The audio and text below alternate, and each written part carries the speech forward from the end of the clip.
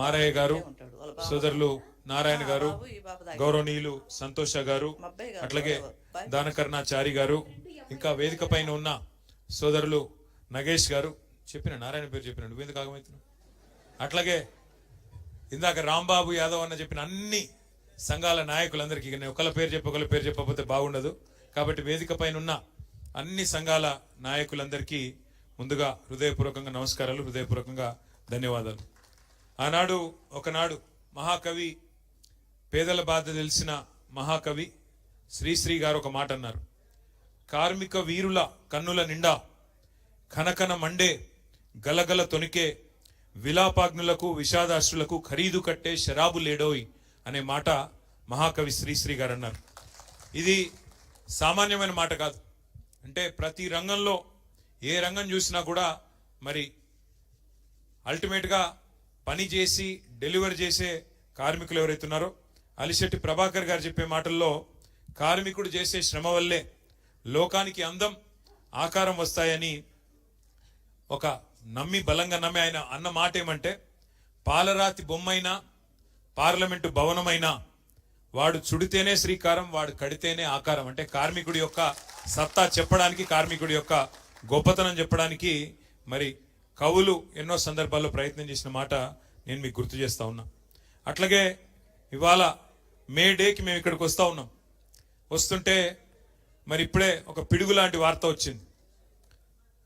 కేంద్ర ప్రభుత్వం, ప్రధానమంత్రి నరేంద్ర మోడీ గారు ప్రతిసారి ఎలక్షన్లు అంటూ ఏమన్నా జరగంగానే తెల్లారే సిలిండర్ ధరలు, పెట్రోల్ ధరలు పెంచుడు ఆయనకు అలవాటైపోయింది. ఇలా ఇక్కడికి వస్తుంటే ఇప్పుడే వార్త వచ్చింది. దేశ చరిత్రలో వచ్చే సంవత్సరం అయితే సరిగ్గా 80 ఏళ్ళు నిండుతుంది భారతదేశానికి స్వాతంత్రం వచ్చి. 80 ఏళ్లలో ఎన్నడూ పెంచనంత పెద్ద ఎత్తున వాణిజ్య సిలిండర్ల మీద, అంటే హోటళ్లలో వాడే సిలిండర్ల మీద ఇవాళ రేట్ ఎంత పెరిగింది ఎరికేనా మీకు? తెలియదా? ఎగ్దం ఒకటేసారి 993, అంటే 1000 రూపాయలు, 1000 రూపాయలు ఒక సిలిండర్ మీద పెంచి సామాన్యుడి నడ్డి విరిచి ఆ హోటళ్లలో పనిచేసే కార్మికులందరికీ ప్రధానమంత్రి గారు మేడే కానుక ఇచ్చిండు మీ అందరికీ. ఏది? 1000 రూపాయల సిలిండర్ ధర పెంపు. దీనివల్ల ఏం జరుగుతుంది, ఏమైతుంది ఒక్కసారి మీరు ఆలోచన చేయండి. హైదరాబాద్లో నిన్నటిదాకా సిలిండర్ ధర 2321, ఇవాళ దాని ధర 3315. ఎన్నడూ ఈ భారతదేశంలో ఇంత పెద్ద ఎత్తున ఎవరు సిలిండర్ ధరలు పెంచలే. దీనితో ఇప్పుడు ఏమవుతుంది, హోటళ్లల్లో, రెస్టారెంట్లలో పనిచేసే కార్మికులందరికీ దినదిన గండం అన్నట్టు వాళ్ళ పరిస్థితి. ఇప్పటికే గ్యాస్ దొరకలేదు, అదే యుద్ధం చాలా అయినాక అని చెప్పి చాలా మంది హోటళ్లల్లో తగ్గించిండ్రు, రెస్టారెంట్లలో, హోటళ్లలో తగ్గించారు, ఏది వండుడే తగ్గింది. కానీ వాళ్ళ సామాన్యుడు, ముఖ్యంగా లక్షలాది మంది పిల్లలు హైదరాబాద్లో బ్యాచిలర్లు ఇక్కడ ఐటీ ఉద్యోగాలు చేసుకుంటూ, ఇతర ఉద్యోగాలు చేసుకుంటూ హోటళ్ల మీద, మెస్సుల మీద ఆధారపడేటోళ్ళు ఉంటారు. వాళ్ళందరికీ ఇలా ఇబ్బంది, వాళ్ళందరికీ మరి ఆహారం ధర పెరిగిపోతుంది. అట్లాగే కేవలం వాణిజ్య సిలిండర్లు మాత్రమే కాదు, 5 కిలోల చిన్న సిలిండర్ల మీద కూడా ధర పెంచిండ్రు.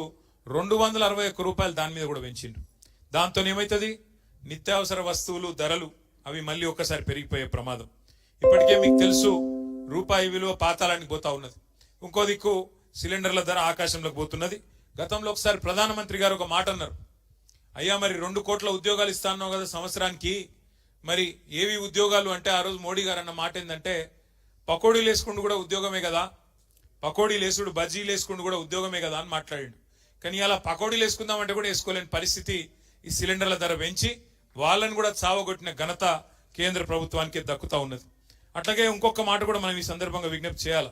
ఇది మీకు ఎందుకు చెప్తా ఉన్నా అంటే, సాధారణంగా ఎన్నడూ ఏ ప్రభుత్వం చేయలేదు ఇట్లాంటి పని, ఇవాళ ఈ కేంద్ర ప్రభుత్వం చేస్తూ ఉన్నది. ఇప్పటికే ముడి చమురు ధరలు పెంచి దాని మీద సెస్సులని, తుసులని, ఇంకోటని వేసి 65 రూపాయలకు దొరికేదాన్ని ఇప్పుడు దగ్గర 110-125 రూపాయలకు పెంచినారు పెట్రోల్, డీజిల్. దాంతో రేట్లు అన్ని పెరిగినాయి. మళ్ళీ ఇప్పుడు సిలిండర్ కూడా పెరిగితే సామాన్యుడు బతికేది ఎట్లా? మరి దేవుడిని నమ్ముకొని దేవుడి మీద భారం వేసి బతకాలన్నా ఏం చేయాలా కేంద్ర ప్రభుత్వం ఆలోచించాలా, మరి ఏ రకంగా పోరాటాలు చేయాలా మనం కూడా ఆలోచన చేయాల్సిన అవసరం ఉంది మే డే రోజు. కానీ ఒకటి మాత్రం వాస్తవం, ఈరోజు కేసీఆర్ గారి నాయకత్వంలో మనం గత 10 ఏళ్ళు ఏ ప్రభుత్వాన్ని అయితే ముఖ్యంగా పేదలకు హితంగా నడిపినాము, ఎక్కడ చూసినా ఉత్తరము, దక్షిణము, తూర్పు, పడమర 4 దిక్కుల భారత కార్మిక విభాగం కలిసి మెలిసి కష్టపడుతూ నిర్మాణం చేసిన అద్భుతమైన నిర్మాణాలు ఇవాళ మీకు కనబడతాయి హైదరాబాద్లో, తెలంగాణలో. 10 ఏళ్ల తెలంగాణ ప్రస్థానంలో రాళ్ళెత్తిన కూలీలకు, రక్తం రంగరించిన కార్మికులకు సదా రుణపడి ఉంటామని చెప్పి శిరస్సు వంచి హృదయపూర్వకంగా మీ అందరికి నేను విజ్ఞప్తి చేస్తా ఉన్నా. ఉద్యమ తెలంగాణలోనూ మీరు మాకు వెంట నడిచినారు, అట్లాగే ఉద్ధృత ప్రగతి ప్రస్థానంలో కూడా మీరు మా వెంట నడిచినారు. మరి ఉజ్వల తెలంగాణలో కూడా మీరు మా వెంట నడవాలని చెప్పి కూడా హృదయపూర్వకంగా మిమ్మల్ని ప్రార్థిస్తా ఉన్నా. తెలంగాణ సంపద పెంచి దేశం ముందు సగర్వంగా నిలబడే విధంగా మరి నిలబెట్టిన ప్రతి కార్మిక సోదరికి సోదరుడికి సలాం తెలియజేస్తా ఉన్నా. మా జిహెచ్ఎంసి నుండి వచ్చిన మా ఆడబిడ్డలందరూ ఇక్కడ ఉన్నారు. బహుశా నాకు తెలిసి భారతదేశ చరిత్రలో ఏ ముఖ్యమంత్రి గారు కూడా ఈ శ్రమజీవుల విలువని, శ్రమజీవుల వారు చేస్తున్న కాంట్రిబ్యూషన్ ను కేసీఆర్ గారు గుర్తించిన వాళ్ళు లేరు. సఫాయ్ అన్నా, నీకు సలాం అన్నా అన్న ముఖ్యమంత్రి బహుశా భారతదేశంలో ఒకే ఒక్కడు మన కేసీఆర్ గారు. కేవలం మాటలతో సరిపెట్టకుండా కేసీఆర్ గారి నాయకత్వంలో జిహెచ్ఎంసీలో బ్రహ్మాండంగా వారందరూ అడగకపోయినా వేతనాలు పెంచిన రోజులు మీకు గుర్తున్నాయని చెప్పే నేను అనుకుంటా ఉన్నా. మరి 2.5 ఏళ్ళు ఏమైతుందో నాకంటే బాగా మీకే ఎరక. ఇక నేను చెప్పను, మీకే తెలుసు ఏం చేస్తున్నారు, ఏం చేయలేకపోతున్నారు. ముఖ్యమంత్రి గారు మున్సిపల్ మంత్రి ఇప్పుడు, కానీ ఆయన ఏం మాట్లాడుతున్నారు ఎరికేనా? మా హైదరాబాద్లో 5,000 ఆటోలు ఉన్నాయి, వాళ్ళు సాఫ్ సఫాయి చేస్తున్నారో చేస్తలేరో, ఆటోలు తిరుగుతున్నాయో తిరుగుతలేవో నాకు తెలియదు. ఏది ముఖ్యమంత్రి గారు మున్సిపల్ మంత్రి ఆయన చెప్తున్నాడు వాళ్ళు చెత్త తీస్తున్నారో లేదో నాకు తెలియదు. గంత తెలియని పరిస్థితులు ఉన్నాడు ముఖ్యమంత్రి. నాకు అర్థం కాదు, మీరు చేస్తున్న కష్టం కనబడతలేదా?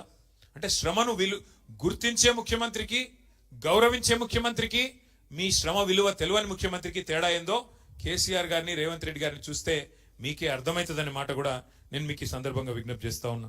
ఇవాళ కేసీఆర్ గారి నాయకత్వంలో మిమ్మల్ని భాగస్వాములుగా చేసుకుంటూ ముందుకు నడిచినాం. మీకు యాదికుండాలి, కరోనా వచ్చినప్పుడు ఎట్లాంటి పరిస్థితి ఉండే దేశంలో, గందరగోళం ఎక్కడికక్కడ. అసలు ఎన్నడూ జీవితంలో చూస్తాం అనుకోని దృశ్యాలు చూసినాం. 100 కిలోమీటర్లు పిల్లను పాపను సంకలెత్తుకొని ఒక సూట్ కేసు మీద కూర్చోబెట్టుకొని, బస్సు దొరకపోతే, రైళ్లు లేకపోతే, లారీలు కూడా బంద్ అయితే నడుచుకుంటూ పోయిన రోజులు ఒక్కసారి గుర్తు తెచ్చుకోండి. కొంతమంది ఇక్కడి నుంచి బీహారు, ఒరిస్సా ఎక్కడెక్కడో 100 కిలోమీటర్లు పోయినారు. ఆ రోజుల్లో మరి భారతదేశంలో అయ్యా మేము మా ఊరికి పోతామంటే కేంద్ర ప్రభుత్వం వారు రైల్లో కూడా ఛార్జీలు పెట్టినారు. రైలు వేసిండ్రు, కానీ ఆ రైళ్లకు కూడా ఛార్జీలు. భారతదేశంలో ఒకే ఒక్క నాయకుడు కేసీఆర్ గారు ఆ ఇతర రాష్ట్రాల నుంచి వచ్చిన కార్మికులను కూడా కడుపులో పెట్టుకొని చూసుకొని వాళ్లకు జేబులో ఒక 1000 రూపాయలు పెట్టి భోజనం పెట్టి చీఫ్ సెక్రటరీని, డీజీపీని రైల్వే స్టేషన్ కు పంపించి వాళ్లకు జెండా ఊపి మీరు మీ ఊర్లకు వండి బిడ్డ, మళ్ళా మెల్లగా తిరిగి రండి, మంచిగా తిరిగి రండి, భద్రంగా పోయి భద్రంగా రండి అని చెప్పి వాళ్లకు ఫ్రీగా రైల్లో పంపించిన నాయకుడు ఒకే ఒక్కడు కేసీఆర్ గారు. ప్రైవేట్ స్కూల్ టీచర్లను కూడా ఆదుకున్న నాయకుడు కేసీఆర్ గారు. ఒక్క మాట గుర్తు తెచ్చుకోవాలని చెప్పి నేను కోరుతా ఉన్నా.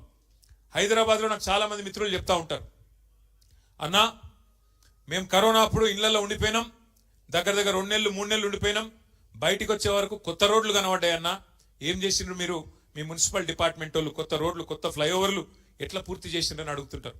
ఎట్లా చేసినామంటే తెలంగాణ అంటే ప్రేమున్నోళ్ళం కాబట్టి, హైదరాబాద్ అనే ఈ మన తెలంగాణ కిరీటంలోని ఏదైతే ముఖ్యమైన కోహినూర్ లాంటి వజ్రం ఉన్నదో దీన్ని కాపాడుకోవాలన్న ఉద్దేశంతో, బాగు చేసుకోవాలన్న ఉద్దేశంతో లేబర్ క్యాంపులకు పోయి దండాలు పెట్టి బతిమలాడిన నేను.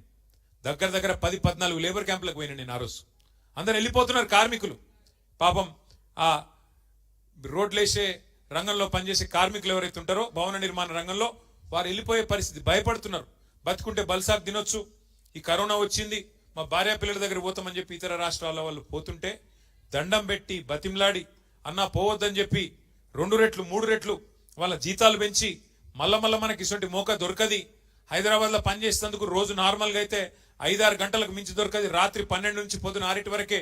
కానీ ఈ టైంలో మొత్తం అన్ని రోడ్లు ఖుల్లా ఉన్నాయి, మైదాన్ సాఫ్ ఉన్నది, జల్దీ చేద్దామని చెప్పి కాంట్రాక్టర్లను నొప్పించి, మొత్తం వర్కర్లను నొప్పించి పెద్ద సంఖ్యలో దగ్గర 20-30 కొత్త రోడ్లు నిర్మాణం చేసిన ఘనత మన ప్రభుత్వానికి. అయితే వాటికి చెమట చిందించింది ఆనాడు మన కార్మిక సోదరులు అనే మాట కూడా నేను మీకు గుర్తు చేస్తా ఉన్నా.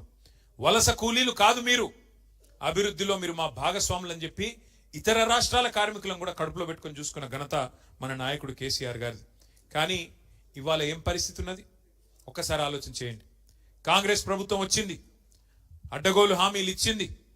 ఆ రోజు కేసీఆర్ గారేమో పొరుగు రాష్ట్ర కార్మికులను కూడా కడుపులో పెట్టుకొని చూసుకుంటే, ఇవాళ Srisailam left bank canal SLBC tunnel కుప్పగూలి, సొరంగం కుప్పగూలితే కనీసం అందులో కార్మికుల శవాలను కూడా గుర్తించలేని దుస్థితిలో ఉన్నది ఈ ప్రభుత్వం. కార్మికుల శవాలను కూడా కనీసం వాళ్ళ కుటుంబాలకు అప్పజెప్పలేని దుస్థితిలో ఇవాళ ఈ ప్రభుత్వం, రేవంత్ రెడ్డి గారి ప్రభుత్వం ఉన్నది.